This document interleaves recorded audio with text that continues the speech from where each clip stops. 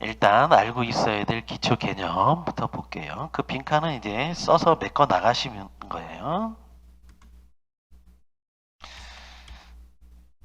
자, 회계에서는 왼쪽 있죠? 회계에서는 이 왼쪽을 그 밑에 써 있죠? 예, 차변이라고 부르고요. 차변. 오른쪽을 대변이라고 부릅니다.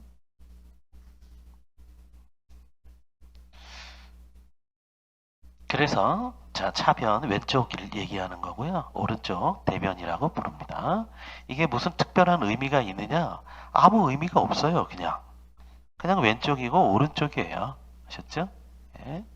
이거는 이제 한자로 일본 애들이 번역해 놓은 거니까 일본 애들이 그렇게 번역을 해서 이걸 뭐 의미로 그죠? 실어서 설명하시는 분도 있는데 아무 의미가 없어요. 그냥 왼쪽 차변은 왼쪽인 거고 대변은 오른쪽인 겁니다. 아셨죠? 예. 그래서 그 밑에 거래 이중성이 있죠. 회계상 어떠한 거래가 발생하면 이 차변 왼쪽 요소 1개 이상과 대변 요소 1개 이상이 항상 맞대응해서 발생하는 현상, 이걸 거래 이중성이라 그래요. 그래서 회계에 어떤 거래가 발생하면요, 항상 차변 요소 1개 이상은 반드시 나와요. 그 다음 대변 요소 1개 이상도 반드시 나와요.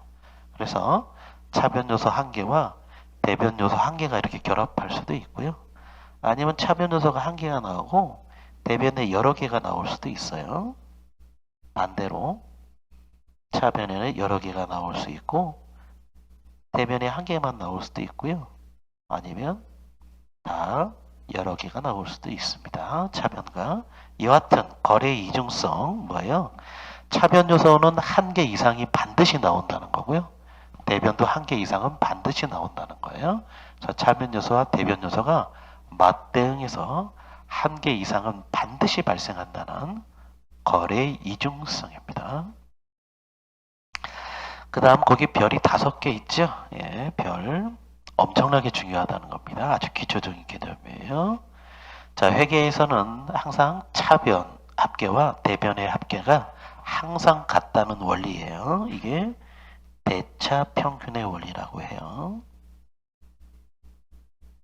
대차 평균의 원리. 회계를 관통하고 있는 가장 근본적인 개념입니다.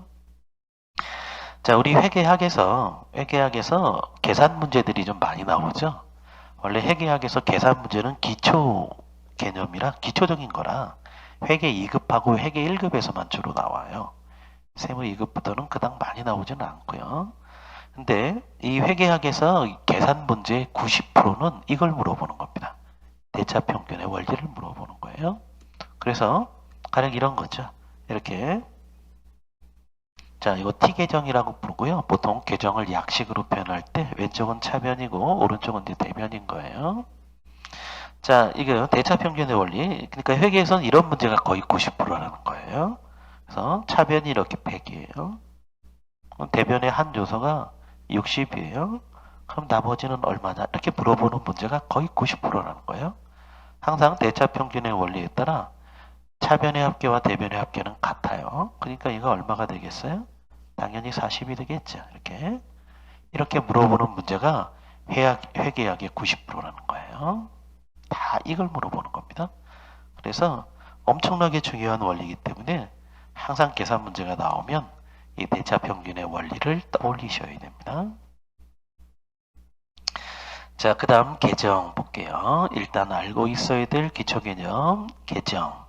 장부를 기록 계산하는 단위 그랬죠? 자, 회계학에서 이 계정은 5개가 존재합니다. 그래서 재무상태표 계정 적어볼게요. 재무상태표 계정 자산이 있고요. 자산 그 다음 부채 자본 이 재무상태표 계정이고요. 그 다음 손익계산서 계정 수익과 비용 이렇게. 그래서 회계학에서 계정이 몇 개냐 물어보면 이렇게 5개가 존재하는 거예요. 5개. 근데 이거는 뭐 지금 설명드릴 내용은 좀 아니지만 그래도 미리 좀 말씀을 드리면 이 자산 부채 자본 있죠? 이 재무상태표 계정들은요. 이게 실질 계정이에요. 이게 이제 실질 계정이라고 시험에 나오지는 않아요. 근데 이 성격 자체가 이들은 실질 계정입니다. 자산 부채 자본. 그러니까 실제로 존재하는 거라는 거예요. 됐죠?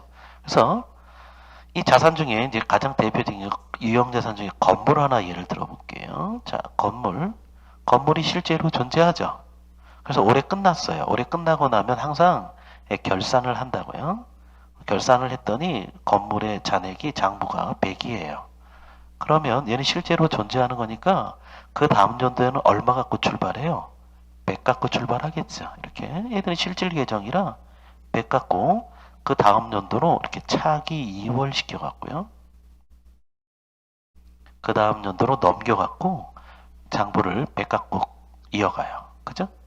그 다음 연도에 얼마가 남았다 그러면 그 다음 연도로 2월 시키죠. 이렇게 실제로 존재하는 실질 계정들입니다. 됐죠? 그에 비해서 이 수익과 비용은요. 이거 명목 계정이라고 보통 통상적으로 이게 시험에 나오지는 않아요. 명목 계정이라고 하는데 이 수익과 비용이 뭐냐면 자본입니다. 원래는 자본. 본질. 수익과 비용의 본질이 자본이에요. 그래서 이 자본을 플러스 시키는 거 있죠? 이 자본을 플러스 시키는 것을 수익이라고 이름을 지은 거고요. 그 다음 자본을 마이너스 시키는 요소 있죠? 이거를 비용이라고 이름을 전했을 뿐이에요. 그래서 우리 회계가 이 자본주의가 태동하면서 회계학이라고 하는 게 태동을 했죠. 태동을 하면서 처음에 이 회계에서는 손익계산서 계정이 없었어요. 실질로 존재하는 자산, 부채, 자본 이 세 개를 갖고 충분했다고 처음에는. 근데 자본을 늘리는 요소가 너무 많아지고 거래가 다양해지고 복잡해지다 보니까 이 자본을 줄이는 요소들이 너무 많아지다 보니까 이 수익과 비용이라는 개념을 만들어내고요. 손익계산서라는 걸 만들어낸 거예요. 그래서 역사적으로 얘가 먼저 존재하다가 얘가 나중에 생긴 거예요. 복잡해지. 그래서 우리 볼게요. 수익과 비용은 이런 일이 벌어져요. 결산 때 자 수익이 올해 벌어들인 거예요. 수익이 올해 벌어들인 게 100이에요. 그러면 올해 벌어들이기 위해서 쓴 게 이게 70이라고 할게요. 그러면 벌어들인 거 100, 쓴 거 70이죠. 그럼 100에서 70 빼시면 30 있죠? 이거를 뭐라고 불러요? 이거를 우리는 당기순이익이라고 불러요. 이번 기수에 벌어들인 이익. 그죠? 그래서 수익에서 비용을 빼서 당기순이익을 구하고 나면 결산 때 항상 그죠? 12월 말 결산 때 이 당기순이익을 원래 얘가 본질이 뭐라 그랬어요? 자본이라 그랬죠? 그래서 이 결론을 당기순이익 결론을 구한 다음에 얘를 결산 때 자본 쪽으로 이렇게 옮겨요. 그죠? 이런 일을 할 거예요. 결산 때. 그러고 나면 이 수익은 뭉창 없어집니다. 수익 벌어들인 거 100, 쓴 거 70이죠? 이 결론만 구해서 이 결론을 자본으로 옮겨서 자본의 플러스가 돼요. 플러스 되고 얘들은 다 없어지고 그 다음 연도에 뭐부터 출발해요? 0부터 출발합니다. 항상. 수익과 비용은 실제로 존재하는 게 아니라 실제 모습은 자본이라 자본으로 옮기면 자신들이 할 일이 끝나요. 그리고 그 다음 연도부터는 0부터 출발해요. 그래서 자산, 부채, 자본은 계속 이월시켜서 계속 갖고 가는 거고요. 얘들은 결론을 구하고 나면 그 해 생을 마감하고 그 다음 연도부터는 0부터 출발합니다. 이건 이제 결산 때 나중에 교재에서 다시 한번 얘기를 할 겁니다. 어떤 모습으로 할지는. 일단 계정, 재무상태표 계정, 자산, 부채, 자본이고요. 손익계산서 계정, 수익과 비용입니다. 자, 계정의 기입 방법 볼게요. 자, 재무상태표 계정, 이 자산은 차변 계정입니다. 자산은 차변 계정. 자, 차변 계정이라는 의미는 두 가지 의미를 갖고 있어요. 자산이 차변 계정이라는 의미는 자, 자산이 증가하면 어디다 적겠다? 차변에 적겠다는 의미를 갖고 있고요. 그 다음 자산이 감소하면 대변에 적겠다는 의미를 갖고 있어요. 그래서 이게 어떠한 자산이든 이게 자산이다. 자산, 어떠한 계정 과목이든 자산이면 여기에 플러스 되는 걸 적어요. 차변에. 쭉 적었더니 이게 100인 거예요. 그 다음 대변에는 마이너스 되는 걸 이쪽에다 쭉 적어요. 그러면 이게 60이라고 예를 들게요. 그러면 100에서 60을 빼면 40이 남아있죠. 항상 잔액은 어디에 남아있어요? 차변에 존재합니다. 그래서 자산이 차변 계정이라는 건 자산이 증가하면 차변에다 기록하고요. 자산이 감소하면 대변에 기록해야겠다. 이 첫 번째 의미를 갖고 있고, 그 다음 자산이 차변 계정이란 두 번째 의미는 자산의 잔액은 항상 어디에 남아있다? 차변에 남아있다. 이런 의미예요. 자, 부채하고 자본, 대변 계정입니다. 이 부채하고 자본은 역시 똑같아요. 대변 계정이니까 부채하고 자본이 증가하면 어디다 적겠어요? 당연히 재변에다 적을 거예요. 감소하면 반대로 차변에다, 반대편에다 적을 거고요. 부채와 자본의 잔액은 어디에 남아요? 대변 계정이라 대변에 남습니다. 자, 손익계산서 계정 볼게요. 손익계산서 계정, 비용이 차변 계정입니다. 비용이 차변 계정이란 의미는 비용이 발생하면 차변에 기록하겠다. 이런 의미를 갖고 있고요. 자, 비용이 소멸하는 경우 특별히 좀 있습니다. 이거 결산 때만 이런 일이 벌어지는데 반대편인 대변에다 적어요. 비용의 잔액은 어디에 있어요? 차변에 있습니다. 수익이 대변 계정이란 얘기는 다시 수익이 발생하면 어디다 적어요? 오른쪽인 대변에다 적고 수익이 소멸하는 경우는 반대편인 차변에 적겠다는 의미를 갖고 있고요. 수익의 잔액은 어디에 남아요? 대변에 남습니다. 그래서 그 밑에 이제 차변 계정에 자산하고 비용 이렇게 써놨죠? 자산하고 비용. 자, 재무상태표 계정 자산하고 손익계산서 계정 비용 이 두 개만 차변 계정이고 부채 자본 수익은 대변 계정이에요. 그러면 이거 하나만 잠깐 얘기를 해보면 자산하고 비용이 차변 계정이라 두 개가 무슨 연관이 있을 것 같잖아요. 그죠? 연관이 있습니다. 이거는 이제 나중에 느끼실 건데, 그죠? 자산하고 비용 이 두 개 결론적으로 미리 내리면 이게 시험에 나오진 않아요. 항상 이렇게 파란색으로 쓰는 건 시험에 나오는 게 아니에요. 아셨죠? 보충 설명이고 이런 설명을 드려야 회계에 대한 이해가 커지고 그래서 설명을 좀 하는 것 뿐입니다. 이게 결론적으로는 자산의 미래가 비용이에요. 결론적으로. 그래서 어떠한 자산이든 대부분의 자산은 미래의 비용으로 없어져 버립니다. 어떤 자산이 있으면 자산은 나중에 최종적으로 비용 처리되면서 없어져요. 그래서 그럼 대변 계정 중에서 역시 관련 있는 거는 부채하고 수익 두 개가 관련이 있습니다. 나중에 다시 얘기하도록 할게요. 자, 계정의 분류 보겠습니다. 이 재무상태표 계정, 손익계산서 계정, 계정의 분류죠. 자, 아까 말씀 안 드렸는데 제가 별 5개 돼 있죠. 여기 이 프린트물에 별이 5개 돼 있다는 의미는 원래는 10,000개를 하려고 했던 거예요. 10,000개를 그릴 수가 없으니까 5개만 그려놓은 겁니다. 아셨죠? 그만큼 중요한 게 아니라 당연한 거예요. 그러니까 당연히 알고 계셔야 되는 겁니다. 아셨죠?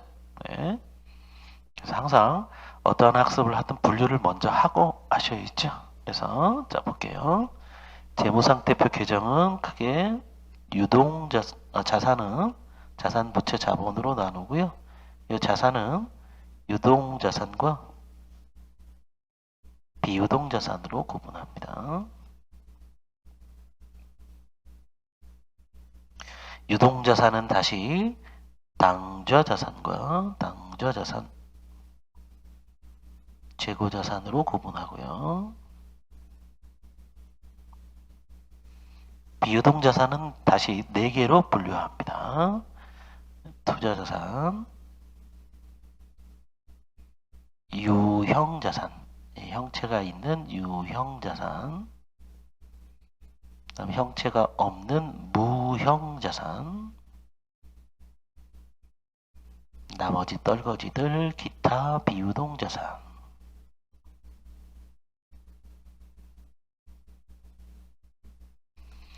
자, 부채 분류해 볼게요. 부채는 크게 유동부채와 비유동부채로 구분하고요. 유동부채와 비유동부채.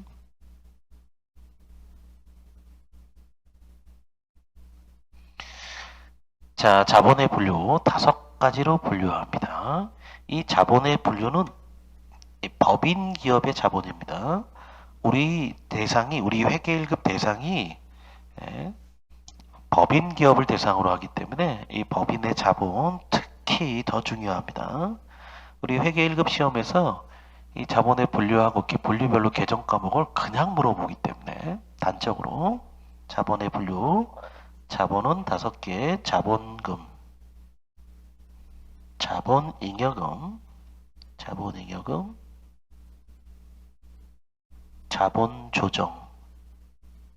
자본조정, 기타 포괄손익 누계액,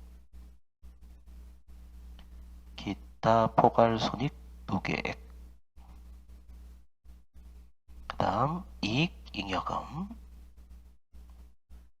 5가지로 분류합니다. 자본은 자본금, 자본잉여금, 자본조정, 기타 포괄손익 누계액과 이익잉여금으로. 자, 손익계산서 개정, 수익과 비용. 수익은 2개, 매출액, 매출 계정, 매출, 그죠? 매출액이라고 쓰셔도 되고요. 매출액. 그 다음 영업 외 수익으로 구분합니다. 영업 외 수익. 그래서 이 매출액 자체가 이게 영업수익이에요. 영업수익. 자, 비용은 3개로 분류합니다. 매출액에 대응되는 원가, 매출 원가고요. 그 다음 판매활동과 관리활동에 들어간 비용인 판매비와 관리비, 그 다음 영업 외 비용. 그래서 우리가 영업수익은 매출액밖에 없죠. 근데 비용은 영업비용이 그 옆에 써져 있죠. 이 영업비용은 2개예요. 이 매출 원가와 판매비와 관리비, 이 2개가 영업비용입니다. 또 나머지는 영업의 비용이고. 그래서 여기서 이제 뻔히 알 수 있는 게 이 영업수익에서 영업비용, 즉 매출액에서 매출 원가를 빼고 판매비와 관리비를 빼시면 영업이익이 얼마가 나는지를 알 수 있겠죠. 영업수익에서 영업비용을 빼면 손익계산서 순서에서 보시면 되겠고요. 자, 계정의 분류 바로 기억하셔야 됩니다. 자, 그 다음 가볼게요. 이제 계정 과목 보겠습니다. 자, 계정 과목. 회계에서 계정은 5가지였죠. 자산, 부채, 자본, 수익과 비용 5가지입니다. 근데 이 계정만 갖고 실무에서 사용하기에는 그죠? 어려움이 많죠. 그래서 이 계정을 실무에서 관리하기 위해서 보다 더 세분화해서 관리할 때 쓰는 명칭, 이걸 계정 과목이라고 해요. 그래서 우리가 회계 처리는 다 이 계정 과목으로 합니다. 관리하고요. 실무에서 별이 10,000개나 되어 있는 거예요. 당연히. 그래서 지금 이제 계정 과목 이제 첫날하고 둘째 날까지만 좀 강조를 드리는데요. 이 계정 과목 지금 쭉 써드릴 건데 분류하셔야 됩니다. 계정 과목이 암기하셔야 돼요. 아무 생각 없이 암기하시도록 강조합니다. 이거를 암기를 하고 시작하는 거하고 그렇지 않은 거는 하늘과 땅 차이를 드러내요. 물론 다 배워나갈 거지만 자, 볼게요. 자산은 유동자산, 유동자산 중에 당좌자산에 속하는 계정과목. 자, 이 앞에 계정과목 코드가 있죠. 우리 전산 프로그램에서 쓰는 코드인데 코드는 암기하시는 게 아니에요. 계정과목 볼게요. 통화, 동전이나 지폐, 통화 대형증권 쓰는 현금이죠. 현금. 뭐 우리가 가장 좋아하는 거니까 뭐 현금. 그 다음 당좌수표를 발행할 수 있는 은행 예금, 이거를 당좌예금이라고 하죠. 당좌예금. 한 번씩 써가면서 익숙해지려고 그런 겁니다. 당좌예금, 당좌수표를 발행할 수 있는 예금이에요. 그 다음 일반적인 요구불 예금, 즉 내가 찾고 싶을 때 언제든 찾을 수 있는 요구불 예금, 이거를 보통 예금이라고 하죠. 계정과목 보통 예금.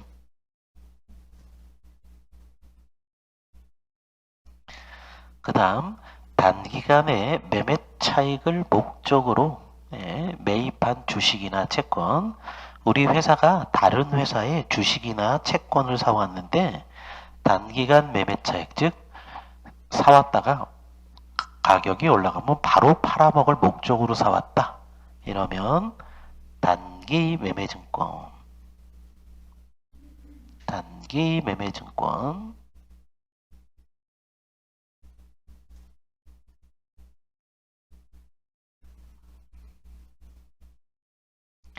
자, 우리 교재에서 하나씩 다 배워갈 겁니다. 102번 현금부터 교재 쭉 순서대로 하나도 빼놓지 않고 다 배워요. 근데 배우시기 전에 어디에 속하는지 꼭 암기를 하셔야 됩니다. 그죠? 얘가 자산, 유동자산의 당좌자산에 속한다, 이렇게 암기하시는 게 가장 좋고요.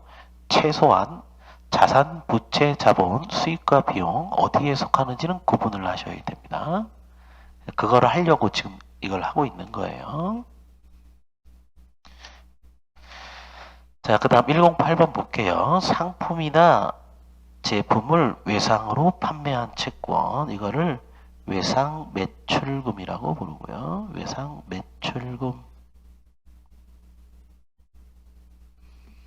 그 다음 상품이나 제품을 판매하고 어음을 받았다. 그러면 이거를 받을 어음이라고 해요. 받을 어음. 이 외상 매출금과 받을 어음 두 개를 합쳐서 매출 채권이라고 부릅니다. 매출과 관련되어 있는 채권, 이 두 개만 매출 채권이라고 불러요. 그래서 자, 우리가 회사에서 상품을 판매했거나 제품을 판매해서 외상으로 했다. 그럼 외상 매출금이고요. 상품이나 제품을 판매하고 어음을 받았다. 그럼 받을 어음이에요. 그러면 상품이나 제품을 판매하는 거 말고 다른 거를 판매할 경우도 있죠. 내가 쓰고 있던 그저 뭐 차량이라든지 건물이라든지 뭐 비품이라든지 이런 거 판매할 수 있잖아요. 그래서 구분하셔야 됩니다. 거기 상품이나 제품 외의 자산, 외의 자산을 매각하고 이게 외상으로 매각했든 아니면 어음을 받았든지 간에 이거 미수금을 쓰셔야 됩니다. 기초 단계에서 가장 신경 써서 일단 구분하셔야 될 겁니다. 그래서 외상 매출금과 받을 어음은 상품 매출과 제품 매출에만 쓰는 매출 채권이에요. 다른 자산을 매각했을 때는 못 씁니다. 꼭 염두에 두셔야 돼요. 그 다음 114번에 금전 돈을 빌려준 경우의 채권, 단기간으로 돈을 빌려줘서 단기 대여금 돈을 빌려줬다는 거죠. 1년 안으로 받을 거면 단기 대여금이고요.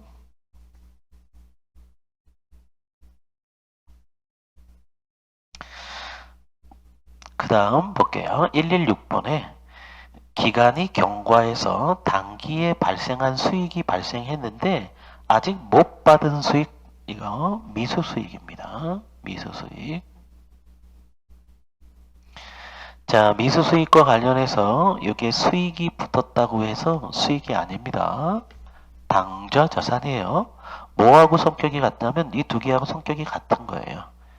미수는 못 받은 돈이죠. 미수수익도 수익이 발생했는데 아직 받을 때가 되지 않아서 못 받은 거예요. 받을 채권입니다. 자산이에요. 당좌자산. 그래서 미수수익은 당좌자산이다. 예, 수익이 아니다. 구분하시고요. 예, 우리가 어디에서 다룰 거냐면 결산 때만 다룰 겁니다. 결산 때 주로 다룰 거예요.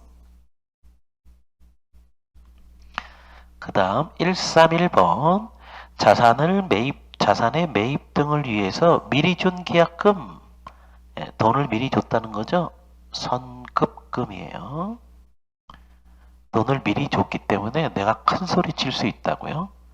뭔가 받을 권리가 있는 채권입니다. 자산이에요. 당좌자산.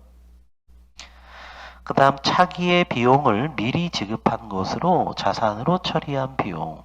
예, 비용을 미리 준 거 선급 비용입니다. 선급 비용. 역시 예, 비용이 들어갔다고 해서 비용이 아닙니다. 뭐하고 성격이 같은 거예요? 위에 선급금하고 성격이 같은 거예요.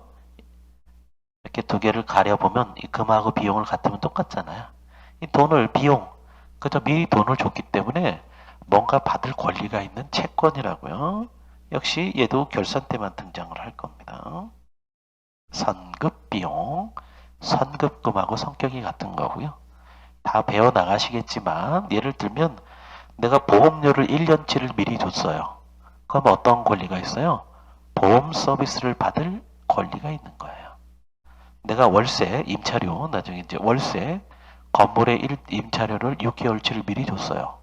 그럼 뭐예요? 내가 6개월 동안 살 권리가 생기는 겁니다. 그래서 비용을 미리 준 거 채권 자산입니다. 선급 비용. 그 다음 134번 볼게요. 현금의 지출은 있었으나 돈이 나갔어요. 근데 계정 과목이나 금액을 확정할 수 없어서 그저 임시로 쓰는 임시계정입니다. 돈이 나갔지만 계정 과목이나 금액을 확정할 수 없어 임시로 쓰는 돈을 임시로 줬다 그래서 가지급금이라고 불러요. 물론 이 가지급금은 우리 기초단계에서는 일단 직원들 출장 보낼 때 주로 발생을 합니다.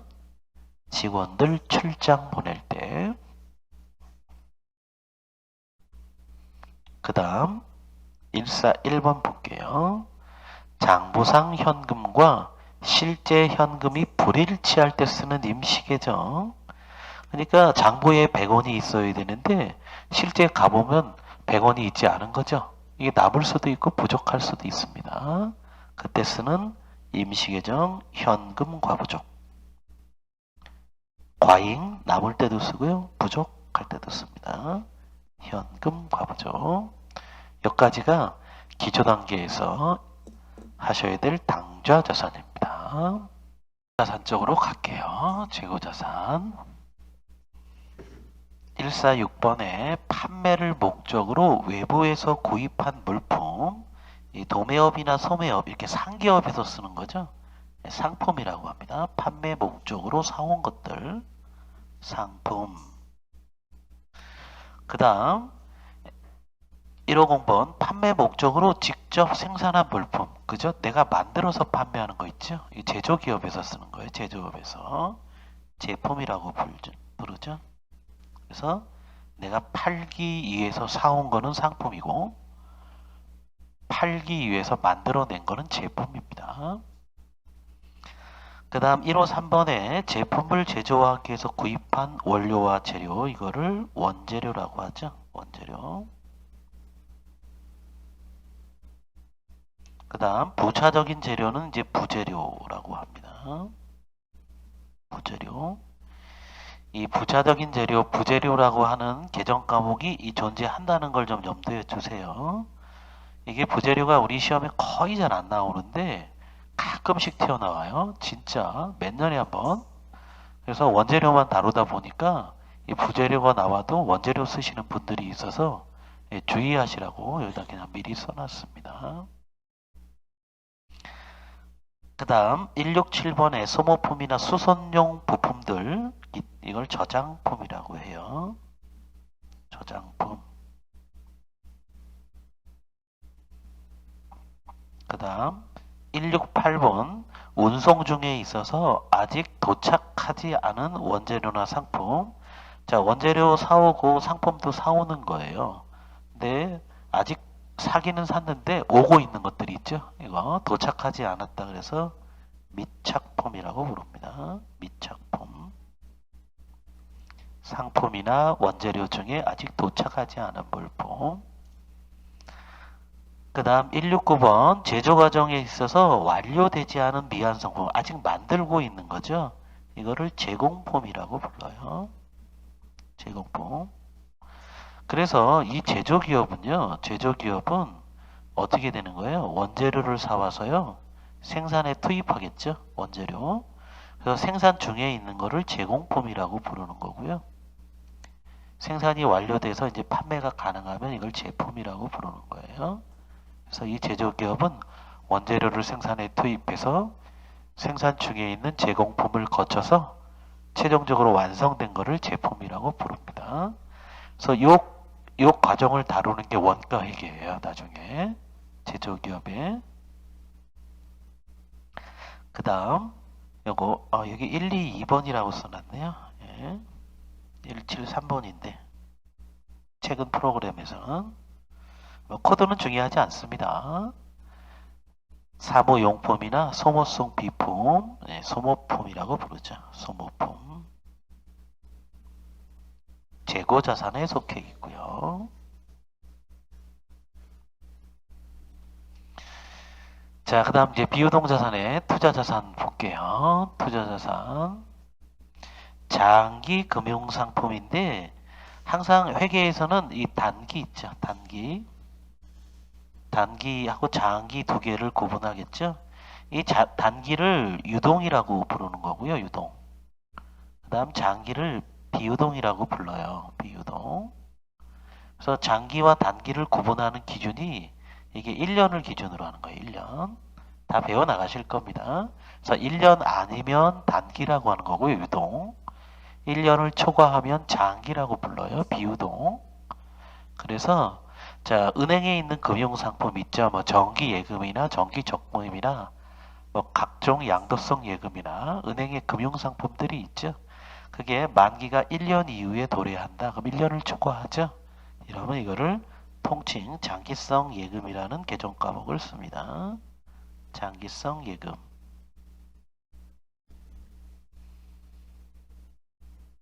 그 다음 빌려준 돈 있죠.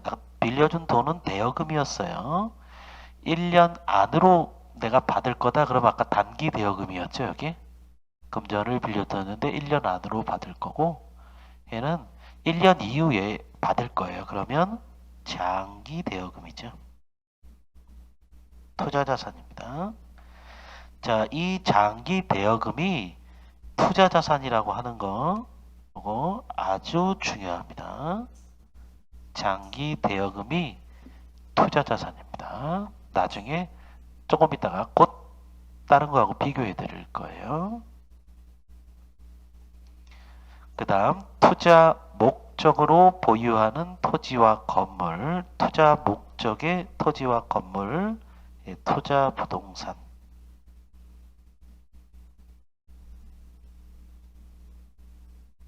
투자자산은 3개만 일단 적어봤고요.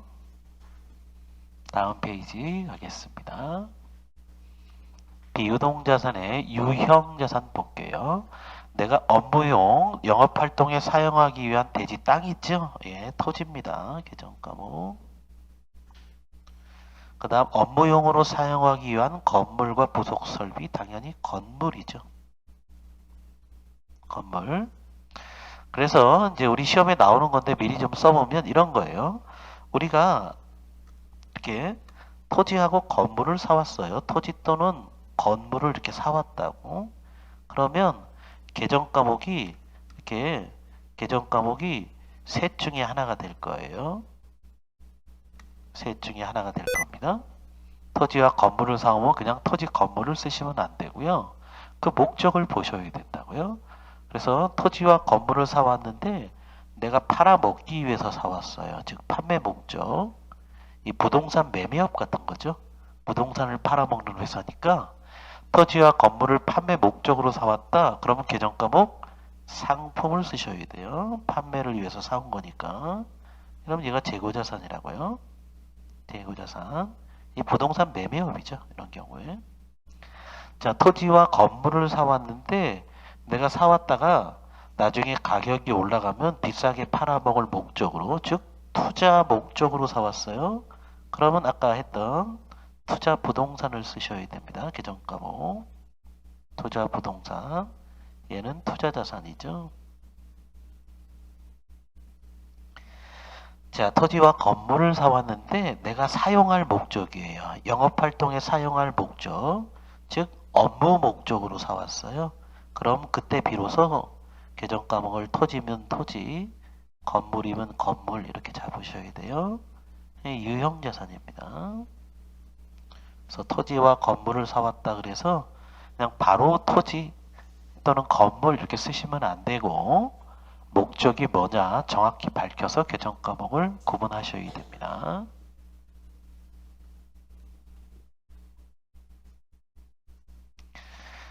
자, 그 다음 유형자산 형체가 있는 것들이죠. 형체가 있으면서 다 배우실 거예요. 장기간 사용하고 예, 정의 내리는 조건이 있어요. 다 배우실 건데 자, 제품을 생산하기 위한 기계 및 장치, 뭐 기계장치죠. 기계장치. 그 다음 208번 영업활동을 위해 사용하기 위한 승용차, 트럭, 오토바이 이렇게 바퀴가 달려있는 거 차량 운반구라고 불러요. 차량 운반구. 이 바퀴가 달려서 굴러가는 것들 있죠. 장기간 이 승용차나 트럭 같은 자동차뿐만 아니라 오토바이 아니면 지게차, 자전거도 리어카 이런 거 다 차량 운반구입니다. 그 다음 212번 1년 이상 사용하는데 이 사무실에서 주로 쓰는 컴퓨터나 에어컨, 비품, 복사기 뭐 있죠? 이거 비품이라고 부릅니다. 비품. 그래서 여기 보이는 건 다 비품이에요. 그래서 여기 보이는 게 뭐 책상, 컴퓨터 다 있죠? 이거 다 비품입니다. 그래서 1년 이상 사용하면 비품으로 잡는 거고요.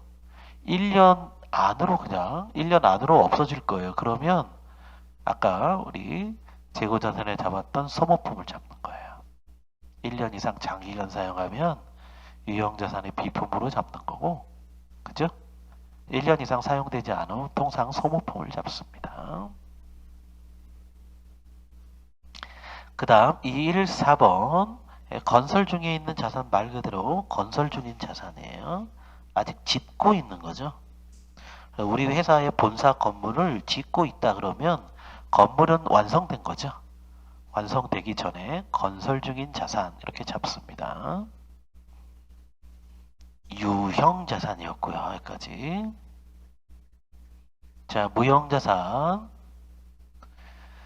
자, 영업상의 권리 또는 일종의 권리금이죠. 나중에 이제 중요하게 교재에서 밑줄을 긋 건데 외부에서 구입한 것만 인정합니다. 영업상의 권리 이제 영업권이라고 부르는 거예요. 영업권.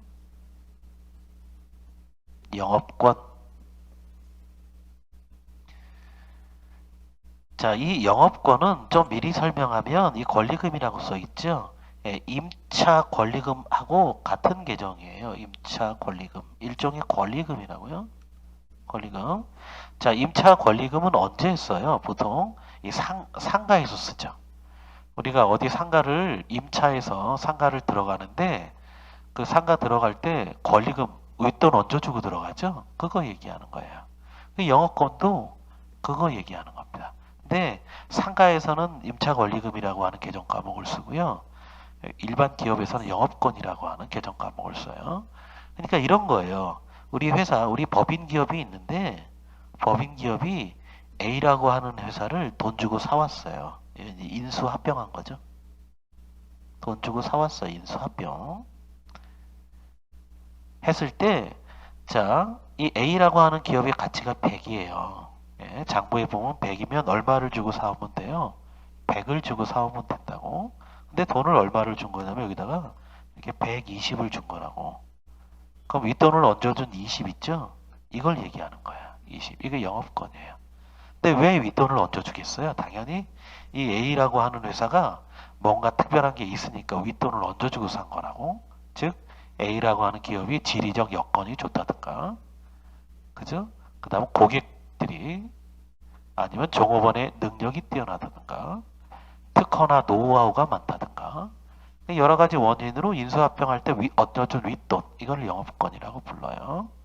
그래서 외부에서 구입한 것만 인정해요. 이 권리금하고 똑같은 겁니다. 윗돈 얹어주고 들어가는 거죠.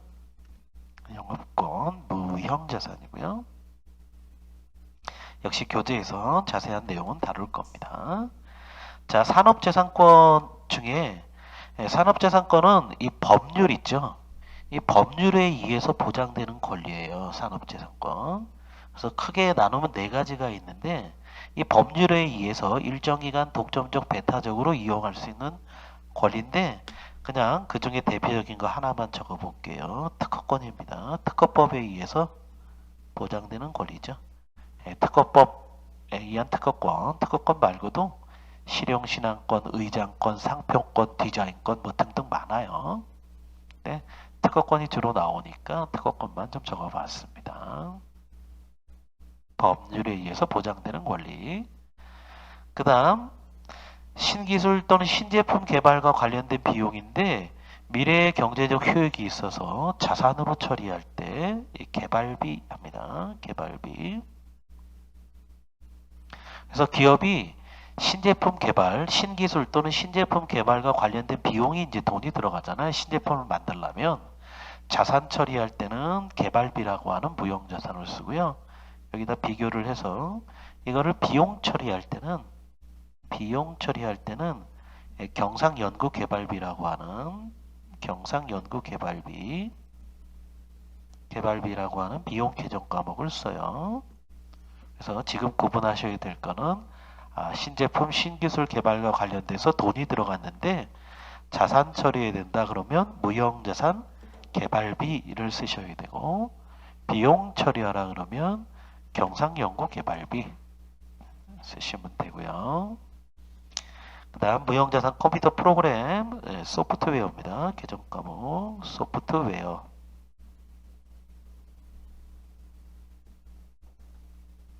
무형자산이었고요.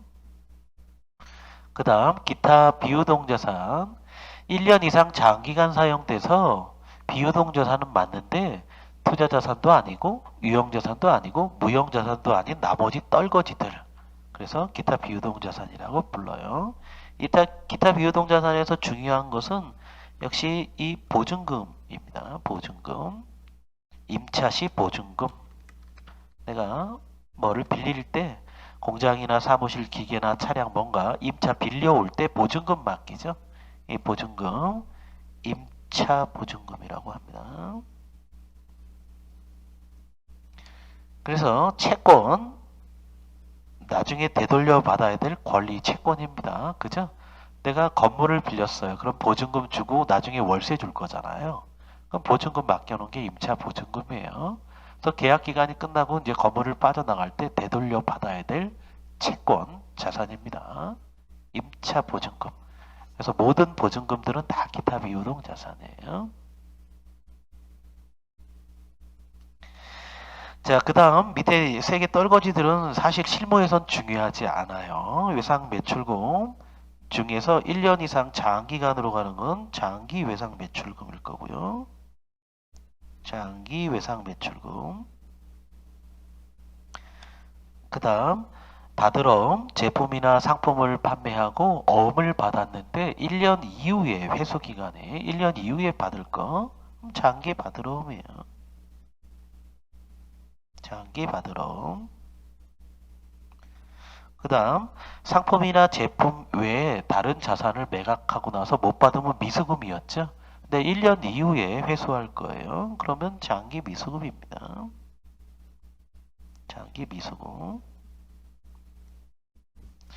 자, 이 세 개는요, 실무에 거의 존재하지 않습니다. 우리 실기시험에 절대로 나오지 않아요. 실기시험에는 실무에는 절대로 나오지 않고요. 실무에도 존재하지도 않아요. 이거 생각을 해보세요. 장기 외상 매출금이 뭐예요? 네, 이런 거잖아요. 우리 기업이, 우리 법인 기업이 이렇게 A라고 하는 거래처가 물건 갖다 줘 그래서 신나게 갖고 갔죠. 이렇게 제품을 갖고 간 거예요. 제품을 매출하려고.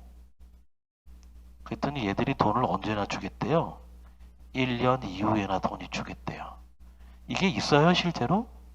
실제로 존재하지 않아요. 제품이나 상품 갖다 주는데 돈 1년 이후에 줄게. 그럼 물건 줘요? 내려놓지도 않고 그냥 갖고 간다고. 이런 더러운 놈 이러고. 그죠? 실제로 존재하지 않아요. 이거 장기 받으러 오면 뭐예요? 제품, 상품 줬는데 얘가 어음을 끊어준 거야. 근데 어음을 언제 돈을 회수 기간이 1년 이후래. 안 준다고요. 그죠? 이 미수금 뭐예요? 우리의 제품이나 상품이 아니라 우리 회사에서 쓰고 있던 중고 트럭을 팔았어. 근데 돈을 1년 이후에 주겠대. 이런 일이 실제로 존재해요? 안 해요? 존재하지 않는다고요. 그래서 실무 시험에도 안 나오고 실무에도 존재하지 않아요. 근데 이걸 왜 여기다 써놨냐면 이론 시험 때문에 그렇습니다. 볼게요. 여기다 뭘 하나 끼워놓냐면 장기 대여금을 딱 끼워놓는다고. 장기 대여금 딱 끼워놓고 이 넷 중에 성격이 다른 하나를 골라봐라. 이런 문제가 나와요. 그럼 답은 뭐예요? 장기 대여금입니다. 장기 대여금은 뭐라 그랬어요? 아까 앞쪽에서 장기 대여금은 무슨 자산이라고? 투자 자산이라고 제가 여기 별까지 해놨죠? 장기 대여금만 투자 자산이고요. 나머지는 기타 비유동 자산입니다. 그래서 보세요. 보시면 이 외상 매출금 당좌 자산이죠. 받으러옴 당좌 자산입니다. 미수금도 당좌 자산이에요. 그 다음 단기 대여금도 당좌 자산이에요. 이 당좌 자산 4개가 장기로 갈 때 이 3개는 기타 비유동 자산이고 얘는 투자 자산입니다. 얘가 왜 투자 자산일까요? 볼게요. 외상 매출금 성격을 보죠. 내가 100만원짜리 물건 갖다 줬어요. 돈 얼마 받아요? 100만원 받죠? 그죠? 중고 트럭 100만원짜리 팔아먹었어요. 돈 얼마 받아요? 100만원 받아요. 그러니까 얘는 원금을 그냥 그대로 회수한다고. 근데 장기 대여금 볼게요. 내가 돈을 100만원 빌려줬어요. 돈 얼마 받아요? 100만원만 받아요? 100만원만 받으면 또라이죠. 그죠? 대여금이라는 게 뭐예요? 돈을 빌려주고 뭘 더 받기 위해서? 이자를 받기 위해서. 그죠? 그러니까 대여금은 이자까지 들어오는 투자 수익이 들어온다고요. 그죠? 그래서 이자까지 들어오는 투자 자산이에요. 요거. 요 문제가 안 나온 지가 조금 됐습니다. 4개 딱 나오고 성격이 다른 하나 물어보면 뭘 물어보는지 모르는 사람들이 대부분입니다. 아셨죠? 그래서 얘들은 원금을 그대로 회수하는 기타 비유동 자산이고 장기 대여금은 이자까지 들어오는 투자 자산이다. 꼭 염두에 두세요. 자, 이제 자산 끝났고 부채 가봅니다. 부채, 유동 부채 볼게요. 자, 상품이나 원재료를 사왔는데 외상으로 사온 거예요. 외상으로 매입한 외상 매입금이고요.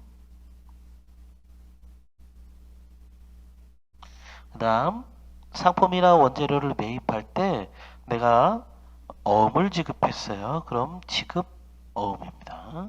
지급어음. 이 외상 매입금과 지급어음 2개를 합쳐서 매입 채무라고 불러요. 매입과 관련된 채무 이런 뜻이죠. 즉 얘는 뭐하고 뭐에만 쓰는 거예요? 상품이나 원재료 매입했을 당시에 외상으로 매입했다 이런 외상 매입금을 쓰는 거고요. 상품이나 원재료를 사오면서 어음을 발행해서 지급했다 이런 지급어음을 쓰는 거예요. 그래서 이 2가지 경우에만 쓰는 매입 채무입니다.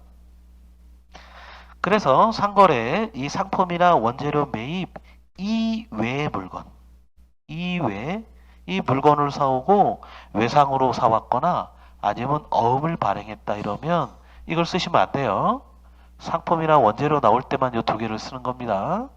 이 상품이나 원재료가 아닌 다른 물건을 구입하고 돈을 못 줬다. 외상으로 했거나 아니면 어음을 발행했다고 할지라도 미지급금을 쓰셔야 됩니다. 미지급금, 미지급 쓰셔야 돼요. 그래서 이거 다시 매출채권에 가면 다시 강조하겠지만, 강조드릴 내용이지만 항상 상품 매출과 제품 매출일 경우에만 쓰는 채권, 이게 외상 매출금과 받으러옴이고요. 너무나 기본적인 거라 다시 한번 써볼게요. 받으러옴. 그래서 이걸 매출 채권이라고 부르는 거고요. 그 다음 상품을 사오거나 원재료를 사왔을 때 외상으로 사왔다. 그럼 외상 매입금이고요. 어음을 발행했다. 그럼 지급 어음이에요. 그래서 얘를 매출 채권이라고 부르는 거고 얘를 매입 채무라고 불러요. 그래서 이게 아니다. 상품 매출이나 제품 매출이 아닐 때 외상으로 하거나 어음을 받았다. 그럼 미수금을 쓰셔야 되고, 역시 상품이나 원재료를 사온 게 아니고 다른 자산을 사올 때 외상으로 매입했거나 어음을 지급했다. 이러면 미지급금을 쓰셔야 돼요. 기초 단계 때는 구분이 제일 중요하니까 다시 한번 써봤습니다.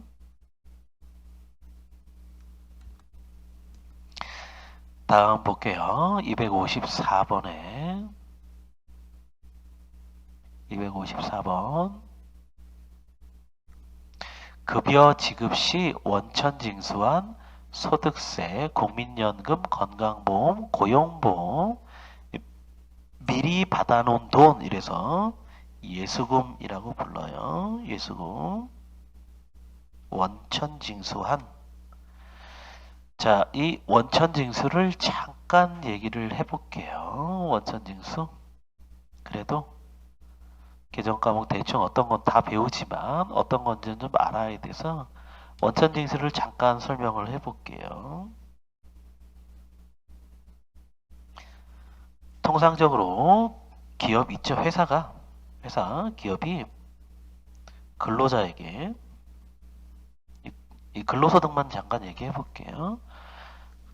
근로자에게 뭐를 지급해요? 이 급여를 지급한다고요. 근데 급여를 지급할 때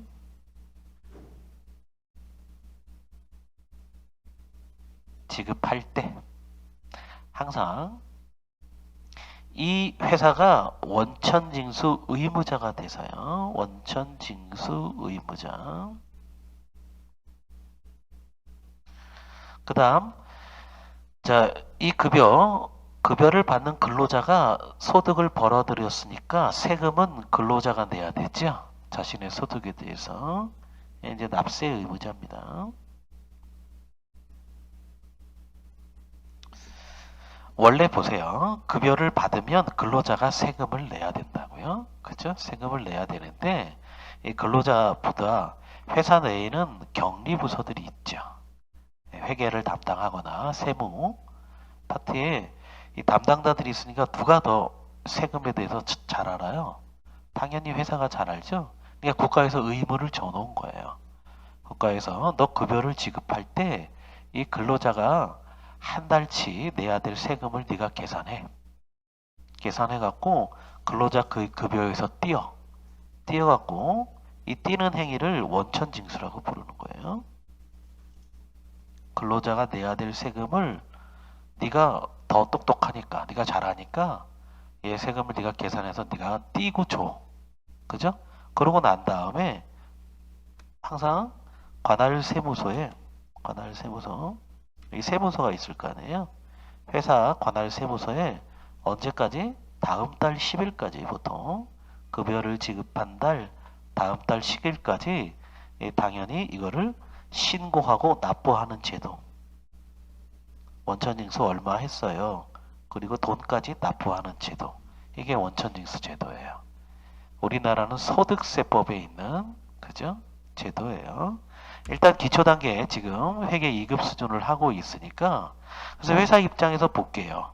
내 급여 줄 때 급여 200만 원인데 10만 원 떼어서 190만 원만 주고 10만 원은 근로자가 내야 될 세금을 떼었다고. 그럼 20만 원 회사 거예요? 아니죠. 국가에 납부할 의무가 있는 거죠. 이 부채라고요. 이걸 뭐라고 부른다고요? 예수금이라고 부르는 거예요. 예수금. 그래서 법인 기업이 원천징수를 하면 예수금입니다. 예수금. 자, 원천징수를 할 때 볼게요. 이제 근로소득에서는 원천징수하는 내용이 많아요. 소득세와 세금 있죠. 소득세와 지방소득세는 당연히 하고요. 소득세와 지방소득세는 당연히 하고요. 그 다음 근로자들한테는 원천징수하는 게 또 있죠. 국민연금, 근로자 부담분. 자, 국민연금 어떻게 납부해요? 근로자들은 회사에서 반대고 근로자가 반대고 해서 두 개 합쳐서 납부한다고요. 그러니까 근로자가 납부할 부분이 있죠. 근로자 부담분은 이렇게 원천징수해요. 국민연금뿐만 아니라 고용보험, 그 다음 건강보험까지 이렇게 원천징수 다 근로자가 반대고 회사에서 반대니까 급여를 줄 때 띄고 준다고요. 이렇게 띄고 주는 거 이게 원천징수입니다. 그래서 소득세는 국세청에 납부하고요. 뭐 홈택스를 이용하겠죠. 지방소득세는 관할 지방자치단체에 내고 이 4대 보험료는 통합징수하니까 건강보험공단에 이렇게 납부한다고요. 이렇게 됐죠? 그래서 급여를 줄 때 근로자가 내야 될 거를 이렇게 띄고 대신 납부한다고 애들이 예수금입니다. 그래서 회사 입장에서는 자, 원천징수 이제 나중에 또 얘기를 계속 하겠지만 이게 소득세에 있는 얘기라 원래는 이제 세무 2급에서 다루어질 내용이긴 해요.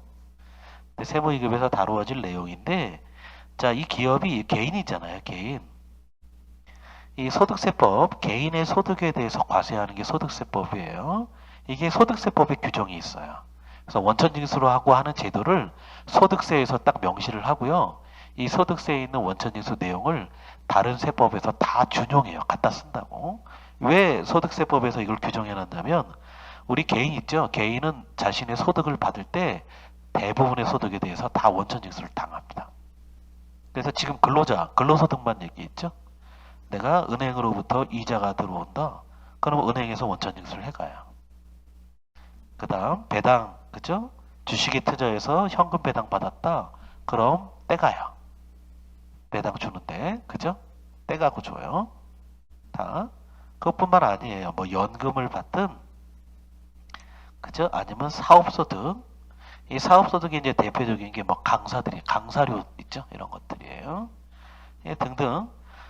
개인이 소득이 8가지가 있는데 그 중에 한 가지 뺀 7가지 모든 소득에 대해서 다 급여를 이게 돈을 주는 자가 지급하는 자가 세금을 떼고 준다고. 개인들한테는 대부분의 소득이 그래요.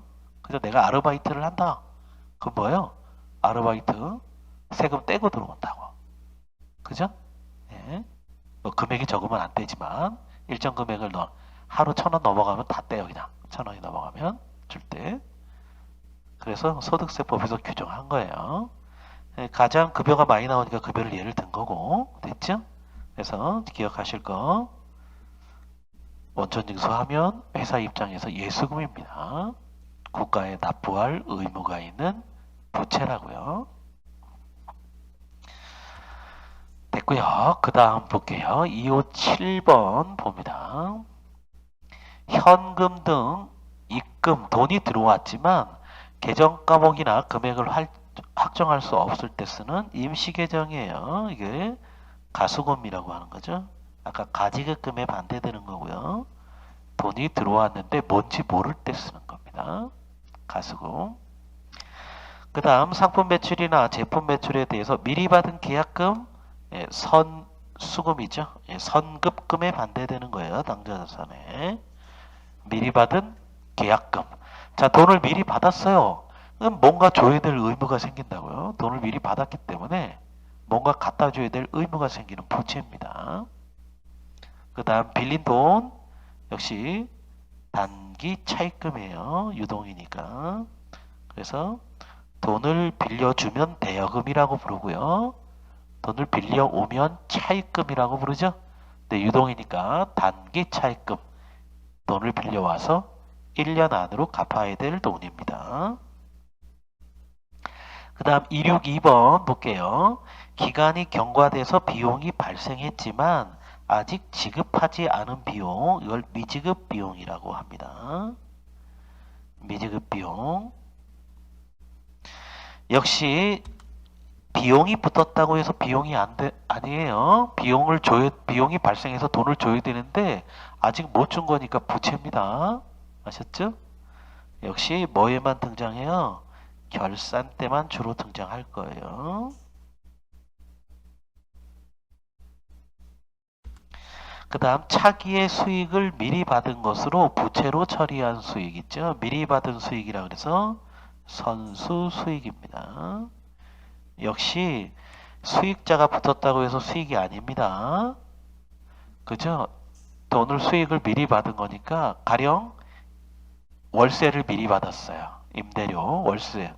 그죠? 세입자로부터 월세를 1년치를 미리 받았어요. 그러면 어떤 의무가 생겨요?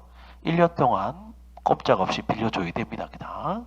그죠? 부채라고요. 역시 결산 때만 등장할 거예요.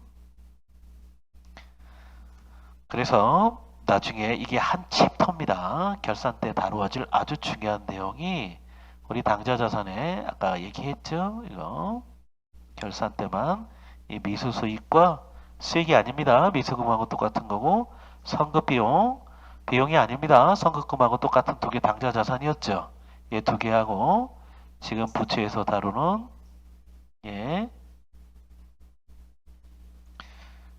미지급비용 미지급금하고 성격이 같은 거예요. 얘하고 같은 거고요. 그 다음 선수수익은 선수금하고 같은 거예요. 성격이 똑같은 성격입니다. 그래서 얘를 이렇게 가려보면 되죠. 미지급, 금, 선수, 금하고 똑같은 겁니다. 아셨죠? 요 4개 챕터 나중에 따로 다룰 겁니다. 바로 교재, 회계 1급 교재에 들어가면 당좌자산 끝나고 나면 바로 다룰 거예요. 아주 중요합니다. 이거 발생과 이연의 회계라고 아주 중요한 파트에서 다룰 겁니다. 그래서 지금 단계는 이게 지금은 미수수익은 미수금하고 성격이 같은 당좌자산이고 선급비용은 선급금하고 같은 당좌자산이다. 역시 미지급비용은 비용이 아니라 미지급금하고 같은 유동부채고 선수수익은 선수금과 같은 유동부채다. 꼭 염두에 두셔야 됩니다. 비유동부채 볼게요. 자, 이 비유동부채 4개 적어드릴 건데요. 우리 회계 1급에서도 이 4개가 계속 이론 시험에 계속 나올 겁니다. 그냥 시험 문제가 단적으로 그냥 성격이 다 분류해봐라 이렇게 나오는 경우들이 많기 때문에 회계 1급까지. 자, 볼게요. 291번. 기업이 자금 조달을 위해서 직접 발행한 채권, 사채라고 합니다. 회사채, 사채. 자, 사채 이렇게 써놓으면 착각하시는 분들이 있어요. 사채. 이 명동에서 시꺼먼 옷 입고 있죠? 그죠? 그거 사채 아니에요. 한자가 틀립니다. 이 주식회사가 발행한 채권입니다. 됐죠? 그래서 어둠의 세력들 생각하시면 안 돼요. 이 사채는 그게 아니고, 자, 이 법인기업이죠. 주식회사들은요, 거액의 자금을 조달하기 위해서 2가지를 발행할 수 있죠. 뭘 발행할 수 있어요? 주식을 발행할 수 있죠. 주식. 거액의 자금을 조달하기 위해서 주식을 발행하면 우리의 주인을 모집하는 거라고. 투자자. 그죠? 투자자 중에 우리 주인을. 그죠? 그러면 기업은 이게 이제 기업의 자본금이에요. 법인기업에 주식을 발행하면. 근데 법인기업이 거액의 자금 조달을 위해서 채권을 발행할 수 있어요. 이 채권은 돈을 빌리는 거예요. 그래서 내가 이 채권이 5년 만기 채권이다 그러면 5년 이후에 상환해야 돼요. 이 주식은 그게 아니죠. 주식은 투자자가 투자한 금액에 의해서 무한 책임을 지는 거라고. 금액 한도로. 주식회사가 망하면 주식은 휴지 조가리가 되죠. 그렇지만 채권은 돈을 빌리는 거라고요. 그래서 약정한 기간에 꼭 원금을 상환해야 돼요. 그러면 이 채권을 발행하면 계정과목으로 이렇게 사채를 쓴다고요. 사채. 거액의 자금 조달을 위해서 두 가지를 발행하는데 그 중에 이제 하나가 사채입니다. 사채. 주식회사가 발행한 채권. 그 다음 2구 3번 볼게요. 상환기간이 1년을 초과하는 차입금, 장기간 빌려준 장기 차입금이죠. 비유동 부채고요.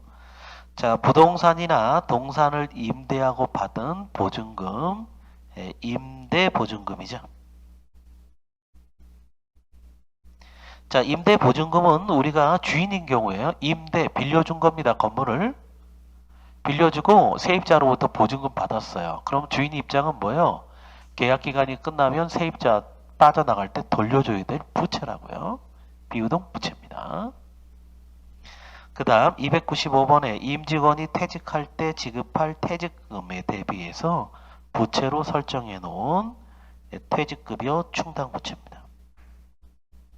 퇴직급여 충당부채. 이 퇴직급여 충당부채에 가면 퇴직금에 관련된 법적인 상황하고 뭐 여러가지 다 이제 설명을 좀 드리긴 할 거예요. 근데 이 퇴직급여 충당부채 퇴직금 지급을 위해서 회사에서 적립해 놓은 돈입니다. 이제 부채죠, 부채. 나중에 부채로 계속 의무가 발생하니까 이게 왜 이런 일이 생기냐면 자, 임직원들이 계속 근무를 한다고요. 그럼 나중에 얘기하겠지만 우리나라는 언제부터 퇴직금 지급 의무가 생겨요? 근로자들이 계속 근로, 1년 이상 계속 근로를 하면 근로자 퇴직급여 보장법하고 근로기준법에 따라 퇴직금 지급 의무가 발생한다고.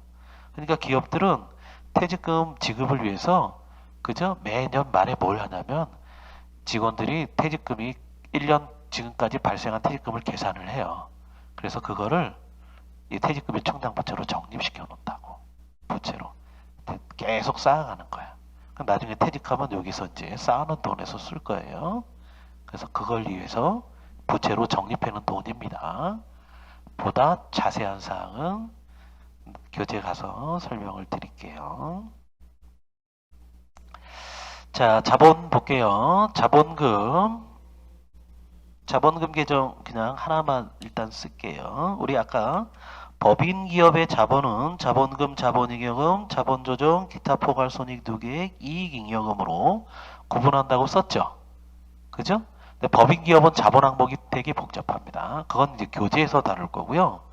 여기 기초 단계라 자본금만 써놓은 거는 볼게요. 우리 기초 회계 2급 있죠? 전산회계 2급 단계에서는 우리 시험 범위가 전산회계 2급, 즉 기초를 배우실 때는 항상 개인 기업을 대상으로 배워요. 그래서 개인 기업과 도소매업을 하는 상기업을 기준으로 배운다고. 상기업. 이게 회계 2급의 범위예요. 도매업, 소매업을 하는 상기업 있죠? 그래서 회계 원리를 배울 때는 항상 회계는 개인 기업을 대상으로 배우고요. 그 다음 도매업이나 소매업을 하는 상기업을 대상으로 회계를 기초를 배워요. 그래서 회계 2급 범위가 그러기 때문에 개인 기업은 자본이 자본금 말고는 없어요. 계정 과목이. 그래서 이거 하나만 적어놨습니다. 근데 법인 기업으로 가면 우리 교재에서 상세히 다루도록 할게요. 그래서 기초 단계 회계 처리할 때는 자본금만 나올 거예요. 자, 수익 보겠습니다. 수익, 매출 있죠? 영업수익입니다. 매출은 딱 두 개밖에 없어요. 상품을 판매한 상품 매출,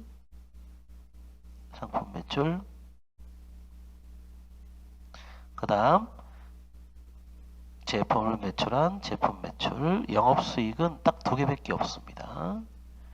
그 외에는 다 영업 외 수익입니다.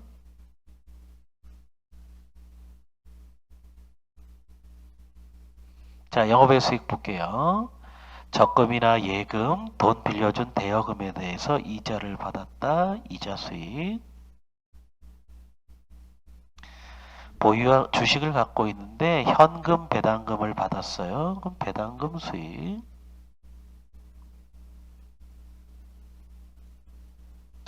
부동산을 임대하고 받은 월세 임대료입니다. 임대료. 지금 나왔으니까 설명을 좀 미리 해보죠. 여기 임대료까지 나왔으니까 임차료가 아직 안 나왔지만 설명을 좀 해보면요. 자, 요거 빈칸에다가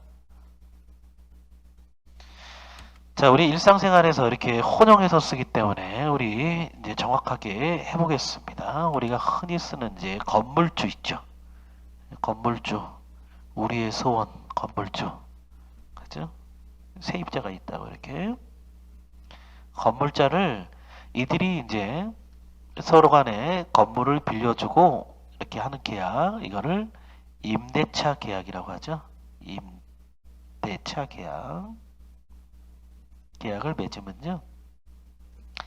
예, 건물주를 임대인이라고 부르는 거고요. 빌려준 자를, 빌리는 자를 임차인이라고 부르죠. 됐죠? 임대차 계약에 따라 다 아시죠? 그러면 이제 이 세입자로부터 건물주가 받는 게 이렇게 받는 게 두 가지가 있을 거예요. 보증금이 있었죠, 아까 보증금. 주인은 이거를 개정 과목 임대 보증금이라고 했죠. 임대 보증금은 이거 비유동 부채입니다. 임대 보증금은 비유동 부채였죠. 나중에 세입자가 빠져나갈 때 돌려줘야 될 부채라고요. 세입자는 이걸 뭐라고 불러요? 임차 보증금이라고 하죠. 임차 보증금. 이 세입자는 나중에 빠져나갈 때 되돌려 받아야 될 채권 자산이라고요. 그래서 기타 비유동 자산에서 다뤘습니다.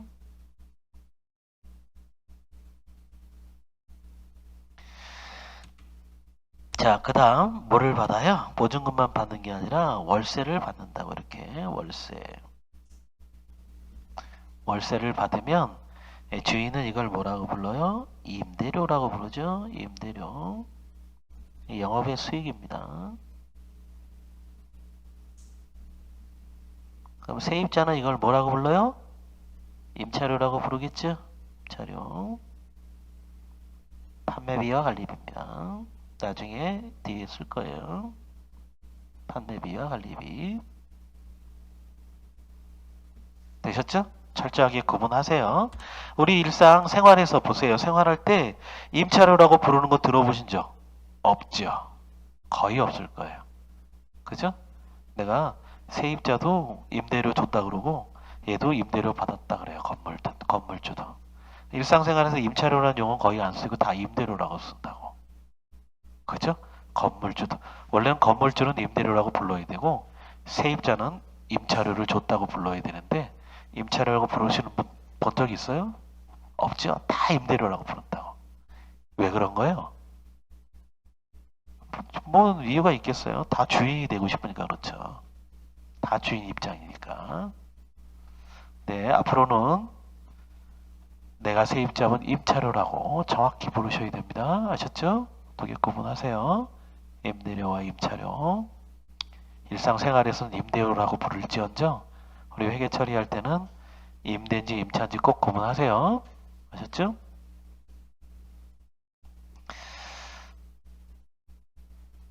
다음 보겠습니다.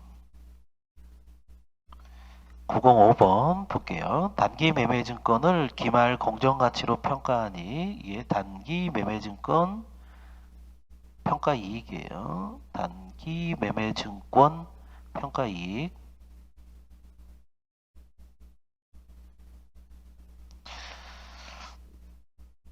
자, 이거 잠깐 얘기해보면요. 다 배우실 거지만 이게 법인기업이 다른 회사의 주식이나 채권을 사온 거 이렇게 타 회사의 주식이나 채권을 사온 거라고. 주식이나 채권을 사왔는데 이 주식이나 채권을 이게 싸게 사와서 나중에 가격 올라가면 바로 팔아먹을 거야. 이렇게 단기간의 매매 차익 목적으로 사오면 이거를 단기 매매증권이라고 했죠.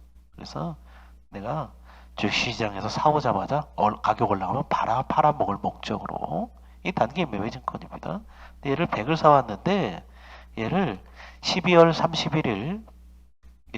31일 기말 결산 때까지 갖고 있던 거예요. 팔지 못하고 가격이 그죠? 그랬더니 지금 100에 사왔는데 결산 때 보니까 이게 120이 된 거예요. 얼마가 늘었어요? 20이 늘었죠? 네, 이거를 이제 기말 평가라고 하는 겁니다. 공정가치로. 항상 이 기말의 몇몇 자산들은 평가를 해요. 공정가치 시장 가격으로 장부를 바꾼다고요. 그래서 100에 사왔던 게 지금 시장 가격이 120이면 20을 늘리고 이 20이 늘어났죠? 이게 단기 매매증권 평가 이익입니다. 그 다음 906번 단기 매매증권을 처분하고 생긴 이익, 말 그대로 단기 매매증권 처분 이익입니다. 증권 처분 이익.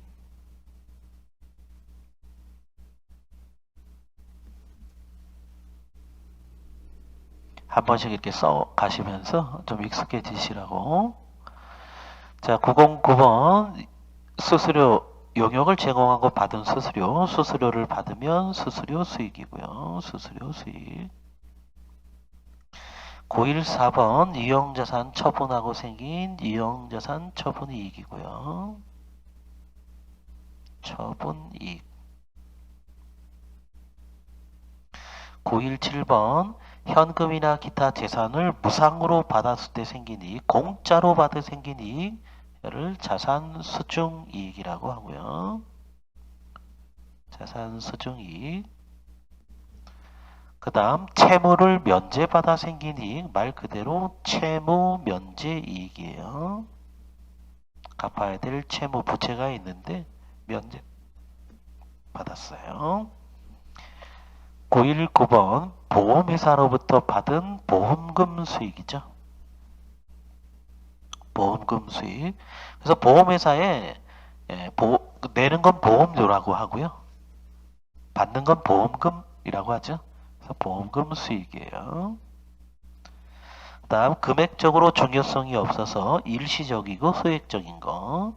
이 영업의 수익이 많은데 금액이 쪼잔해서 그냥 처리하는 계정과목 잡이익입니다. 잡이익.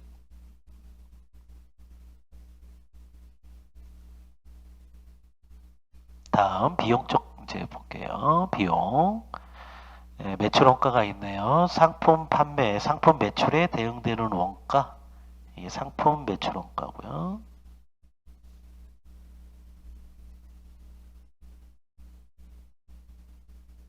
그 다음 제품 판매, 제품 매출에 대응되는 원가, 이 제품 매출 원가라고 합니다. 제품 매출 원가. 자, 우리 이제 회계 처리할 때 잠깐 보셔야 될 게 보세요. 요거 중요한 내용인데 상품 매출 원가 하기 위해서 자, 우리 법인 기업이 있으면 법인 기업이 상기업이에요. 판매하기 위해서 상품을 사오죠. 이렇게 사올 때는 상품 이렇게 해갖고 뭘로 처리하냐면 사올 때는 항상 자산으로 처리합니다. 이렇게 자산 처리해요. 상품 원재료를 사오면 원재료 이렇게 자산 처리합니다. 사오면 됐죠? 상품을 100짜리를 사왔다고 할게요. 그래서 이거는 이제 판매하죠. 상품을 판매하면 이거를 상품 매출로 수익 처리합니다. 상품 매출. 그래서 항상 사올 때는 자산으로 상품 장부에 잡고요. 그 다음 판매하면 이렇게 수익으로 잡아요. 판매하면 수익 처리합니다. 이렇게 수익. 이걸 염두에 두세요. 사올 때는 자산으로 처리했다가 판매할 때는 상품 매출 수익 처리합니다. 됐죠? 그래서 이게 150에 팔았다고 할게요. 이렇게 150에 됐죠? 그럼 볼게요. 이 상품이나 이런 거, 상품은 특이해 갖고 보세요. 사올 때는 자산 잡고요. 판매할 때는 수익으로 잡아요. 근데 보세요. 자산을 사왔다가 자산을 판매하면 자산이 없어졌죠. 근데 판매할 때는 없애지 않고요. 수익으로 잡아요. 됐죠? 그리고 수익으로 잡아놓은 다음에 그럼 이 상품이 판매했으니까 없어질 거 아니에요. 이 상품 판매를 언제 없애냐면 결산 때 없앱니다. 결산 때. 이 결산 때 볼게요. 그래서 이 매출원가 이걸 계산한다고 결산 때. 결산 때 이 매출원가를 남아있는 거 하고 계산을 한다고요. 그래서 볼게요. 우리는 알고 있죠. 자, 상품 매출 수익이 150이 발생했지만 그 중에 사온 금액은 얼마예요? 100이 사온 거죠. 그럼 이익이 난 게 얼마예요? 50이 이익이 났죠. 그래서 기말 결산 때 이런 일을 해요. 상품이 사올 때는 자산으로 잡고 판매할 때 없애지 않다가요. 기말 결산 때 없어요. 그래서 항상 이 매출액에서 이걸로 따져보면 매출액이 150이죠. 거기서 기말 결산 때 매출원가, 이 상품 매출원가를 계산해요. 즉 상품 매출원가는 뭐예요? 이 판매된 금액에 사온 금액. 그게 매출원가라고요. 여기 100이죠. 이렇게 100을 빼갖고 이렇게 50을 계산한다고. 이거를 매출 총이익이라고 이제 불러요. 그래서 이 기말 결산 때 손익계산서 작성할 때 이렇게 계산을 하고요. 이 상품 매출원가만큼 상품을 없애요. 비용 처리하고. 그래서 지금 이제 얘기하고 싶은 건 이겁니다. 사올 때는 자산 처리하고 판매할 때 상품을 없애시면 안 돼요. 다른 자산들은 그냥 자산을 없애지만 얘는 그렇지 않아요. 상품, 제품은 수익으로 잡습니다. 얘들은 언제 없앤다고요? 결산 때 계산하고 없애요. 이렇게. 그래서 이거를 강조하고 싶어서 그래요. 사올 때는 자산 처리하시고 상품, 제품은 판매할 때는 수익 처리한다는 걸 꼭 염두에 두시고요. 이 재고 자산들이 다른 자산하고 좀 특이해요. 이것들을 좀 느껴갈 때는 특이하다는 걸 좀 느낄 때는 회계를 좀 잘 하실 때라. 그래서 의미상으로 보면 상품 매출 원가는 뭐예요? 상품 매출 판매한 금액에 사온 금액. 제품 매출 원가는 뭐예요? 제품 매출, 제품을 팔아먹은 금액에 만든 금액. 그죠? 그래서 이 매출액에 이 원가들이 다 포함되어 있는 거죠. 그래서 판매비와 관리비를 볼게요. 801번은 급여고요. 급여. 803번은 그 옆에 상여금입니다. 그래서 직원들 급여를 줄 때 다 급여, 그 수당들, 각종 수당들 다 급여를 써요. 아셨죠? 근데 상여금만 계정 과목을 따로 씁니다. 다음 퇴직금은 806번이 퇴직급여고요. 퇴직급여. 그 다음 811번에 직원들을 위해 쓴 비용 있죠. 직원의 회식이나 식대, 경조사비, 뭐 건강보험료 회사에서 부담한 것 등등 직원들을 위한 복리후생비고요. 그 다음 812번 출장비나 시내 교통비, 여비 교통비, 여비 교통비. 813번 업무와 관련해서 거래처를 위해서 쓴 거죠. 네, 접대비입니다. 이 접대비는 업무와 이제 관련이 있는 거고요. 814번은 전화, 우편, 인터넷 사용했던 통신비죠. 815번은 수도, 전기, 가스, 난방에 쓰는 수도 광열비고요.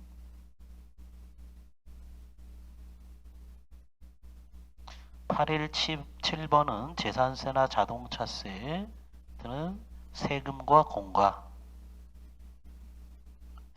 공과금 낸 거죠. 세금과 공과. 그 다음 818번은 유형자산의 취득 원가를 내용연수에 따라 합리적으로 배분한 비용, 이렇게 가장 정확한 정의를 써놓긴 했는데, 이 유형자산들 있죠. 이 유형자산들은 건물이나 뭐 차량이나 비품 이렇게 쓰면 쓸수록 가치가, 차량 같은 거 1년 지나고 2년 지나면 가치가 감소하죠. 그 가치 감소를 비용 처리하는 거, 그걸 이제 감가상각이라고 부르는 거예요. 감가상각비. 일단 지금 개정 과목 소개할 단계까지는 유형자산의 가치 감소를 비용 처리하는 거구나 정도만 이해하시고요. 취득 원가를 기간 배분하는 것은 정확한 의미는 나중에 유형자산 쪽에서 다룰게요. 왜 하는지부터 다 설명을 드립니다. 다음 819번 부동산이나 동산을 임차하고 지급하는 월세 역시 임차료였죠. 아까 임차료 월세 주는 거. 820번은 건물 기계 비품 등 수리 수선한 거죠. 수선비. 821번은 보험료.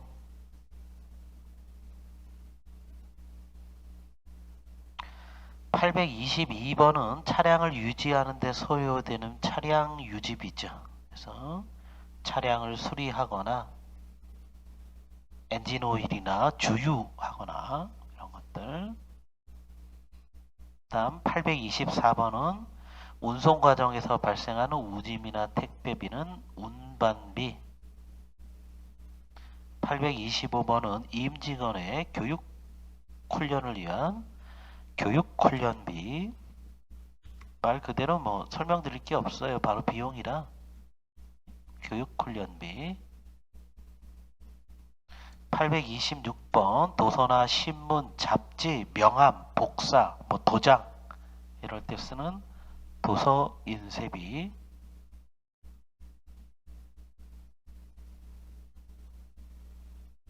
830번 소모성 비품을 비용 처리하는 소모품비. 831번 수수료를 줬어요. 수수료를 받으면 아까 수수료 수익이었고요. 수수료를 주면 수수료 비용이죠. 833번 판매 촉진 활동과 관련된 광고 비용은 광고 선전비. 835번 매출 채권 외상 매출금과 이제 받으러 오면만 쓰는 거고요. 항상 채권 보세요. 내가 받을 권리인데 100% 다 받는다는 보장이 없죠. 항상 일정 부분은 떼먹힌다고요. 떼먹힐 때 비용 처리하는 거예요. 매출 채권에만 쓰는 대손상각비. 그래서 이 떼먹히는 것을 대손이라고 해요. 대손. 대손상각비. 이 매출 채권 외상 매출금과 받으러 오면만 쓰고요. 역시 매출 채권 쪽에서 이 대손 회계는 자세히 다룰 겁니다. 영업의 비용 역시 951번 이자를 주면 이자 비용이죠. 이자 비용. 953번 아무런 대가 없이 무상으로 기증한 금전이나 재산가의 기부금이죠. 기부금. 자, 기부금 보시면 이 기부금하고 판매비와 관리비의 접대비가 있죠. 이 813번에 접대비가 있는데 둘 다 누군가에게 무상으로 준 거예요. 근데 그게 회사의 업무와 관련이 있으면 뭔가를 바라고 준 거죠. 이게 접대비인 거고요. 이 기부금은 뭐예요? 아무런 대가를 바라지 않고 업무와 관련 없이 그냥 무상으로 지급한 거예요. 기부금은 이게 착한 일하는 거죠. 아무런 반대급부를 바라지 않아요. 그래서 업무하고 관련이 있으면 접대비라고 부르는 거고요. 업무하고 전혀 관련 없이 무상으로 지급하면 기부금이라고 하는 거예요. 그 다음 기타 채권 볼게요. 아까 매출 채권을 떼먹혔을 때는 대손상각비를 쓰는 거고요. 이 매출 채권이 아닌 채권, 즉 대여금이나 미수금이나 선급금 이런 채권들을 떼먹혔을 때 쓰는 기타의 대손상각비. 이것도 나중에 할 때 잘 구분하시라고 강조를 드릴 겁니다. 그래서 매출 채권에만 대손상각비를 쓰는 거고 외상 매출금과 받으러옴이 아닌 거에서는 기타의 대손상각비를 쓰셔야 되고요. 그 다음 956번 이 받을 어음을 어음 할인할 때 쓰는 거예요. 특히 이 어음 할인이 매각거래일 때 씁니다. 매각거래. 받을 어음 할인 매각거래일 때만 쓰는 매출 채권 처분 손실. 역시 받을 어음 쪽에서 다룰 거고요. 이 매출 채권 처분 손실은 이 한 가지 경우밖에 없어요. 받으러움의 어음 할인 매각거래일 경우에 나중에 받으러움 쪽에서 즉 매출 채권을 처분하면서 난 손해로 봐요. 957번은 단기 매매증권 평가손실이고요. 단기 매매증권 평가손실 958번은 단기 매매증권 처분손실이고요. 증권 처분손실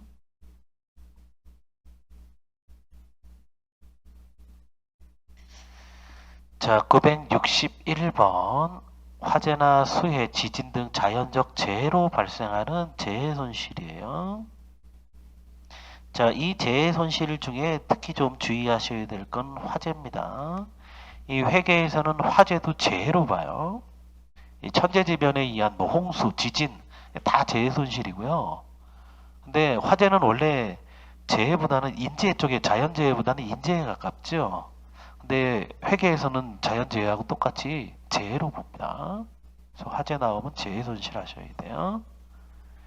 970번은 유형자산 처분 손실이고요. 유형자산 처분 손실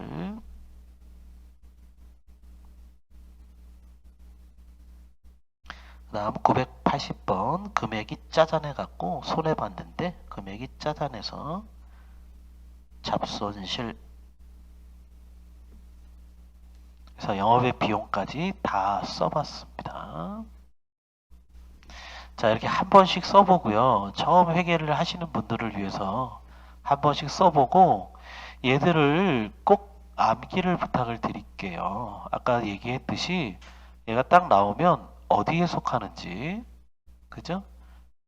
그래서 복리후생비 나오면 판매비와 관리비 이렇게 바로 나오시면 좋고요. 그게 안 되시면 최소한 비용인지를 알아야 돼요. 자산, 부채, 자본, 수익, 비용. 그 중에 어느 건지는 아셔야 앞으로 하실 작업을 할 수 있습니다. 회계를 배우실 수 있어요. 이게 기초에서는 이걸 하기 위해서 교재 한 권에서 보통 기초 수업은 한 30시간, 40시간 이렇게 해갖고 이거를 연습을 한다고요. 회계 처리 연습을. 근데 암기를 첫날이니까 꼭 당부를 드립니다. 이거 꼭 암기하셔야 됩니다. 이거 하고 시작하시는 거하고 안 하고 하시는 건 엄청난 차이를 드러냅니다. 아셨죠?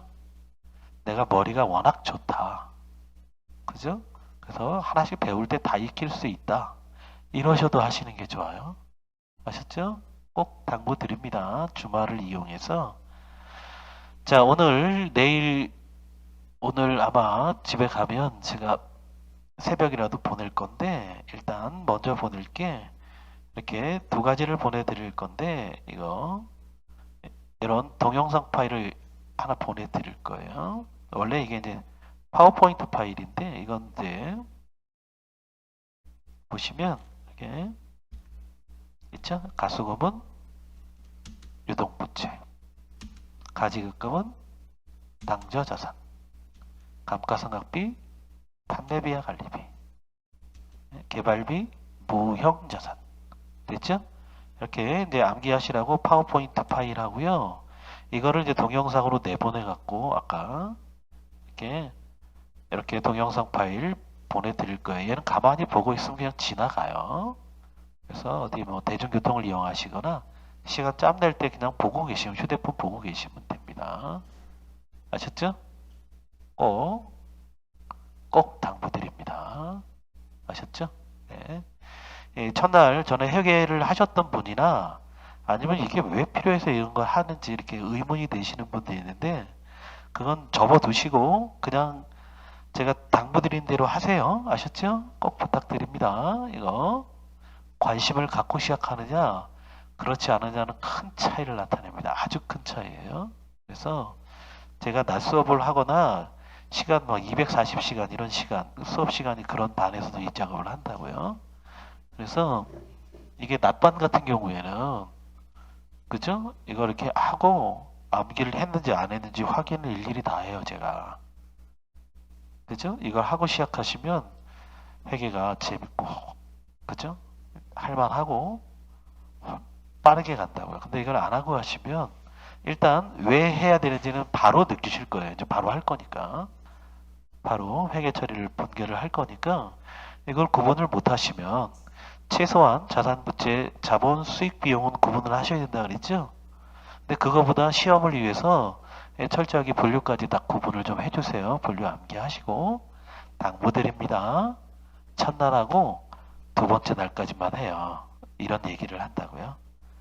그죠? 두 번째 날 이후부터는 당연히 됐을 거라고 생각한다고. 아셨죠? 그러니까 이게 98개예요. 98개. 우리 회계 1급은 여기다 이제 더 추가가 되는데 이렇게 보고 계시면 관심을 가져서 분류를 하셔야 됩니다.